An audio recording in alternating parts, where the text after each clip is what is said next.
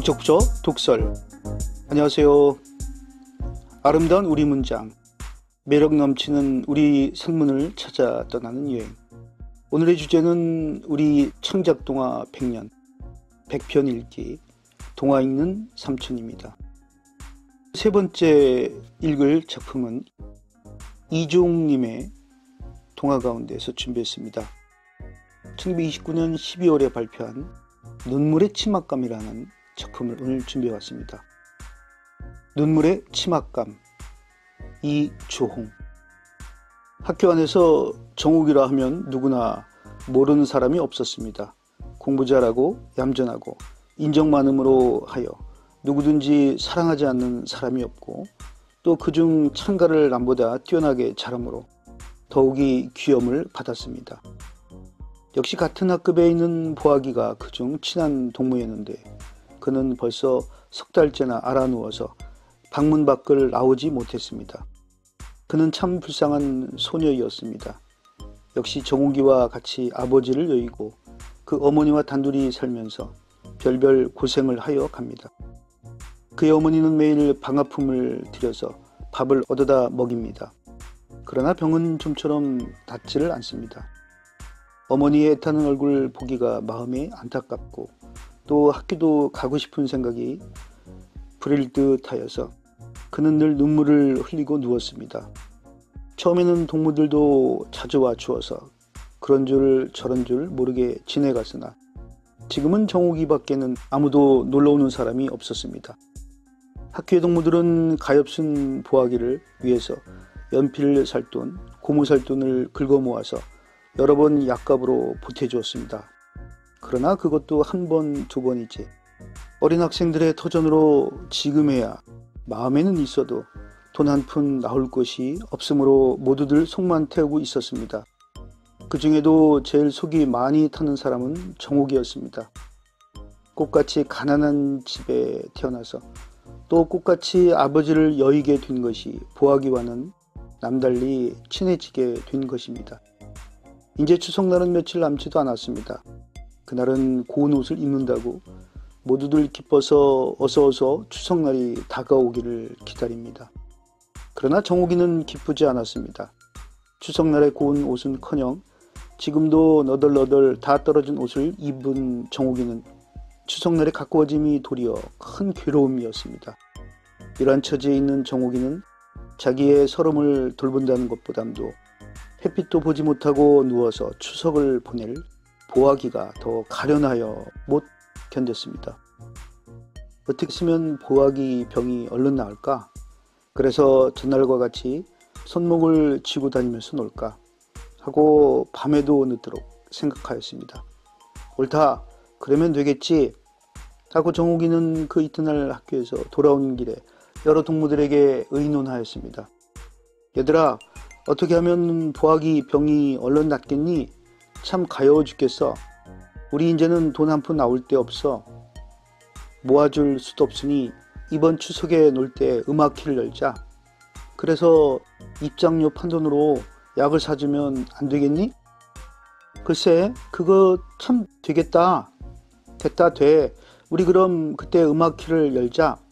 너는 독창하고 또 순이와 나는 합창하고 또 오키는 댄스하고 훌륭하겠지? 그래, 정말 열자, 응. 동무들은 모두 손뼉을 치면서 정욱이 말에 찬성하였습니다. 그래서 추석 다음 날, 즉 16째 날 음악회를 열기로 하였습니다. 그 이튿날부터는 학교에서 돌아와서는 모두 기쁜 마음으로 연습을 하였습니다. 각기 맡은 역할의 연습이 충분해 가는 동안에 날짜는 차츰차츰 가까워 왔습니다. 그때는 누가 제일 잘할까 하고 모두 가슴을 조마조마하고서 그 날이 다가오기를 흥미있게 기다렸습니다. 그러나 한편으로 정욱이는 남달리 쓸쓸한 생각을 이기지 못했습니다.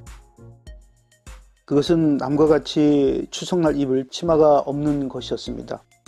겨우 남의 바느질품을 들어 밥 한 그릇씩 얻어 가지고 오는 어머니는 어느 사이에 정욱이 치마 지어 입힐 여유가 없었습니다. 정욱이도 자기 집 처지를 잘 알았습니다.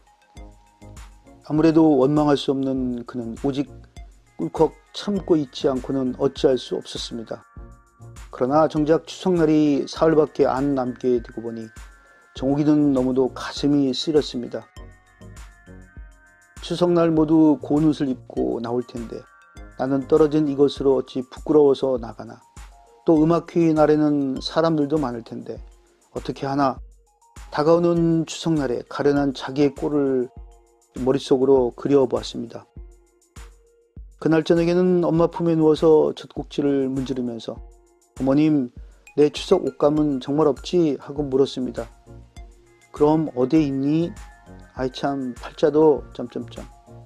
어머니는 우시는지 그 뒤의 말은 알아들을 수 없었습니다.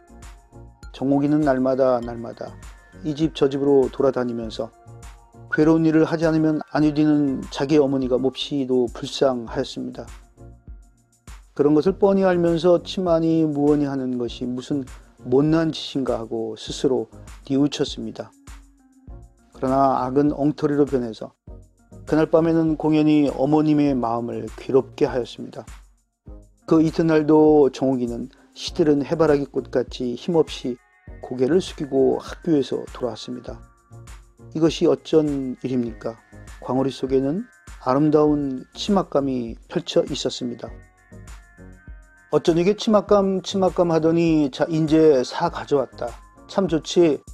어머니는 웃음이 가득 찬 얼굴로 펴 보입니다. 아이 참 좋아. 어머니 이게 웬거야? 정욱이는 치맛감을 안고 펄썩 주저앉았습니다. 추석날 음악회에 펼쳐 입고 나갈 아름다운 꿈을 꾸면서 보고 또 보고 옷감을 손에서 떼지 않았습니다. 이렇게 기쁜 날은 생전에 처음이었습니다. 정욱이는 어머니와 같이 저녁밥을 먹다가 가슴이 뜨끔하고 뼈가 찌리한 놀라운 것을 보았습니다. 그것은 생명같이 중하게 여기던 가락지가 어머니의 손가락에서 안 보이는 것이었습니다. 정욱이는 정신이 캄캄해서 숟가락을 땅에 떨어뜨렸습니다. 그것은 아버님이 살아 계실 때부터 끼어 내려오던 것으로 아버님 보고 싶을 때면 일상 그것을 보고 눈물 흘리던 그게야 참으로 무엇보다도 소중한 어머니의 가락지였습니다. 어느덧 저것을 팔아서 치맛감을 샀을 줄이야 알았을까. 정욱이는 놀랐습니다. 정욱이는 밥을 먹는 둥 마는 둥 하고 어머니가 부엌에 들어간 동안에 그 옷감을 가지고 몰래 밖으로 나왔습니다. 피경 옆집에 있는 전당국에 잡혀서 그 돈으로 그 옷감을 산 것인 줄 알고 앞날의 다른 경험으로도 능히 짐작할 수 있었습니다. 저 이것 물러주세요. 네, 한번 사간 것은 안 된다. 포목점에 놓이는 고개를 쩔쩔 흔듭니다. 안 됩니다. 이거 물러주세요. 꼭 물러주세요. 네. 정욱이는 울면서 자꾸자꾸 보챘습니다. 그러는 동안에 벌써 구경꾼들이 꽉 모였습니다. 정욱이는 부끄러운 것도 돌보지 않고 자꾸 애걸하였습니다. 포목점 노인도 가여웠는지 허허 그거 참 하고는 필경 돈을 내어주었습니다. 그래서 정욱이는 그 돈으로 전당국에 가서 가락지를 찾아가지고 집으로 돌아왔습니다. 어머님 제가 잘못했습니다. 어머님 저는 치마 안 입어도 괜찮아요. 정욱이는 가락지를 어머니 앞에 놓고 엎드려 울었습니다. 어머니도 울었습니다. 그러고로 추석날이 지나가고 음악회 날이 닥쳐왔습니다. 정욱이는 그냥 떨어진 누더기로는 아무래도 나갈 수 없어서 집에 들어앉아 있었습니다. 동무들은 부형들과 선생님의 응원으로 음악회장을 깨끗하게 장식해 놓았습니다. 바로 추석 뒷날이고 또 사랑스러운 어린 따님들의 노릇이라 늙은이 젊은이 회장이 터질 듯이 끌어들였습니다. 정각이 되자 선생님 한 분이 단에 올라가서 3년 급에 있는 보아기가 병이 나서 벌써 여러 달 채 일어나지 못하면 여러분도 잘 아실 것입니다. 약도 변변히 못 얻어쓰는 그를 위해서 한 학급에 있는 여러 동무들이 이렇게 음악회를 열게 된 것입니다. 여러분은 참으로 우리 동리 사랑스러운 자녀들의 고마운 마음을 살펴주셔서 기쁜 마음으로 보아주시길 바랍니다. 하고 청중에게 인사를 하였습니다.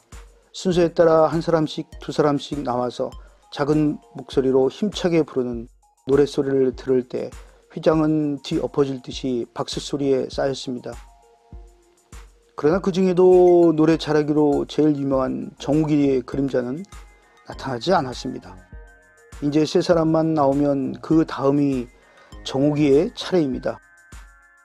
정욱이가 참가를 잘한다지 하고 모두 정욱이 차례가 오기를 기다렸습니다. 정욱이는 옷이 없어 못 온데 치마가 없어서 점점점. 누군가 이런 말을 거는 사람이 있었습니다. 아이 가엾어. 아이고 참 딱하네. 청중은 제가끔 한숨을 쉽니다. 정욱이는 데리러 온 동무의 손을 잡고 아무 말 없이 눈물을 흘리고 누웠습니다. 시간이 자꾸자꾸 다가감에 따라 동무는 더욱 간절하게 얘 좀 더 생각해 보아라. 우리가 무엇 때문에 이러니 응? 하고 보챘습니다. 그렇다 가자. 동무를 위하자. 동무를 건져낼 진정한 정성이 있다면 누더기가 무슨 상관이냐. 벌거벗은들 무슨 부끄러움이냐. 그렇다 동무를 위해서 내 동무를 위해서 가자. 정욱이는 동무의 손을 힘있게 쥐고 음악기장으로 다름질 쳤습니다. 시간은 꼭 자기의 차례에 맞았습니다. 구슬이 굴러가는 듯한 아름다운 노랫소리는 자기의 서름, 동무의 서름이 한데에 어울려져 흐르는 구슬픈 노랫가락은 청중의 가슴속으로 심어 들어갔습니다. 왁자지껄하던 장내는 물을 뿌린 듯이 잠잠하여졌습니다. 청중의 마음은 한 묶음으로 되어서 거룩하고 아름다운 정욱이의 마음을 따라 어딘지 떠나가는 것 같았습니다. 추석 뒷날인데도 저러한 떨어진 옷을 입고 그나마도 힘차게 노래 부르는 정욱이의 고맙고도 가련한 형상을 보고 있는 청중들은 저게 모두 동무를 위함이야 하고 깨달을 때 구석구석에서는 느껴오는 소리가 들렸습니다. 그날 밤에 모인 돈은 보약의 약을 사주고도 넉넉히 남음이 있었습니다. 집에 돌아온 정욱이는 상쾌한 가슴으로 잠이 들었습니다. 이튿날 아침에 어머니는 정욱이를 가볍게 흔들어 깨웠습니다. 머리맡에는 아름다운 옷감이 여러 벌 놓여 있었습니다. 이거 모두 너 옷 해주라고 여러 군데서 선물로 가져왔다 하고 어머니의 눈에는 눈물이 어렸습니다. 정욱이도 어머니의 품에 안겨서 감격의 눈물을 흘렸습니다. 네. 눈물의 치맛감. 이 작품은 신소년이라는 잡지에 1929년 12월호에 실려있는 창작 동화입니다. 지은이가 이종 선생님이십니다. 이글을 쓰신 이종님은 소설가이자 아동문학가로 또 부산 수산대학교 교수를 지내시고 지금은 고인이 되신 분입니다. 대표작으로는 눈물의 치맛감, 유기품, 아름다운 고향, 섬에서 온 아이 등이 있습니다. 호가 향파이시죠? 우리나라 아동문학의 선구자로서 좋은 작품들을 많이 남기신 분입니다. 1957년 부산시문학상을 받았고 1979년 경상남도 문학상, 대한민국 예술원상, 또 불교 아동문학상, 또 대한민국 문학상, 아동문학 부문 본상 등을 받았습니다. 부산 동네에 이종 문학관이 있고요. 또 고향인 합천에 이종 어린이 문학관이 있습니다.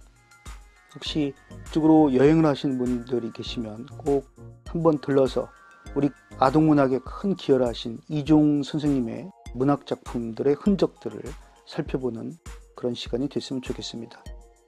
소중하고 아름다운 우리 문학, 우리 창작동화 100년, 100편 읽기.